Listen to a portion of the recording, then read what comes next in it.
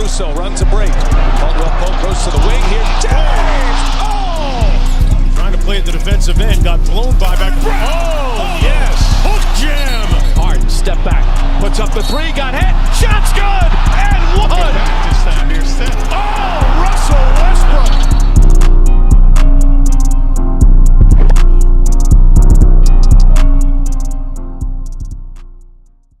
One thing that kind of halted this NBA return, as we've seen in the past couple of weeks, that was in discussion between the players and the NBPA and the NBA itself, was how were they going to be able to spread the message of the Black Lives Matter movement that's going on, as a lot of players advocated for.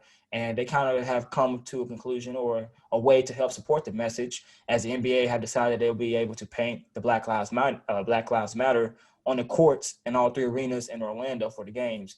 And they will also allow players to put statements on the back of their jerseys instead of putting their last names.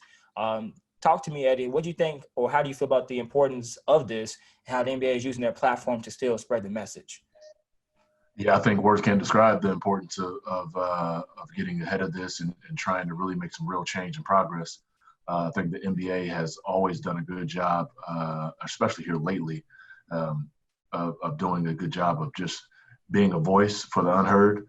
I think the players have done a great job of being a voice for the unheard. I think the NBA has allowed the players really to put their print on what happens out there. In terms of the Miami Heat starting to come out with hoodies after the Trayvon Martin situation, after Eric Gardner and the I Can't Breathe. Everyone had the I Can't Breathe T-shirts. So just increasing the awareness is first and foremost. But then after that, we got to have the action. They're doing a great job of allowing guys to collaborate and really mobilize in a situation where they can really go out and affect some change by whether it's policies, whether it's education, which I think is probably the first thing that people need to do is just educate themselves on the history of this country. Yes. And then once you've done that, you're able to really identify with the Black and brown community and what's been going on in it for a number of years. And then after that, now you can say, hey, this is what's going on now. How do we fix it?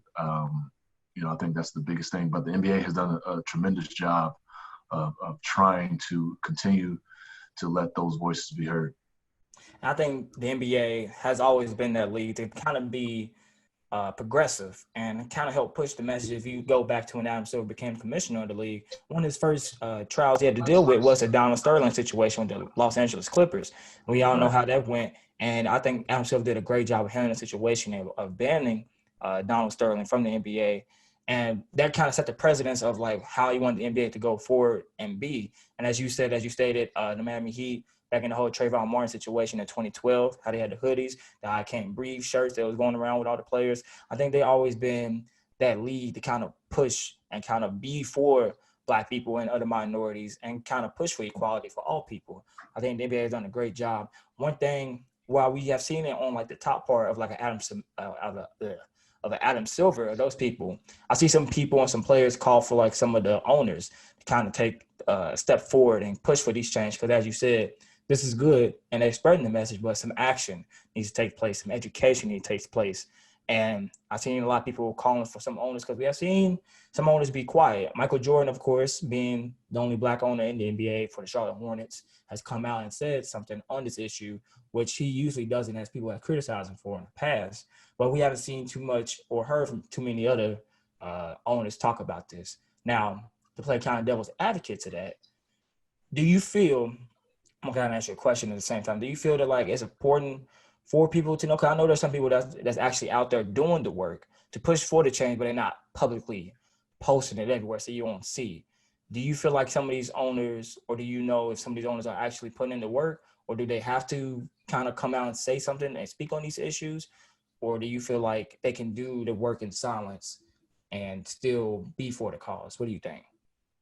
Yeah, I think it's really important to be active first and foremost. If the owners or the management, they had to choose one or the other in terms of posting and being verbal, or being really intentional in their actions and making a difference, I'd say choose the latter. Make sure you're making a difference. Although I do think there is some value in voicing it and voicing your displeasure and the fact that things need to change, because there are some people who are on the fence, toting the line in terms of whether they want to do something, make a change or not. If they see leaders in the community, especially owners, management of these professional teams, if they're out there voicing some of the actions that they're taking, then you definitely can get a stronger following from those people that are maybe toting the line and unsure of what they want to do or how they want to move. So in showing that leadership, you can be vocal with what you're doing.